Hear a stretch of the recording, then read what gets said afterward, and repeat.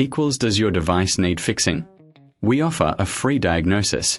We pick up and deliver right to your door, no calls or travel needed. We send you a quote before repairing, and only go ahead if you approve it. Easy, transparent, and professional. Link in description. Start by gathering your tools, a screwdriver, thermal paste, and a cleaning cloth. First, power down your PC and unplug it. Remove the side panel to access the internals.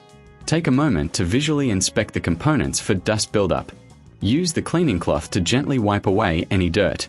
Next, locate the screws securing the old cooler. Carefully unscrew them and disconnect the cooler from the motherboard. Remember, a professional diagnosis without obligation is always available if you're unsure.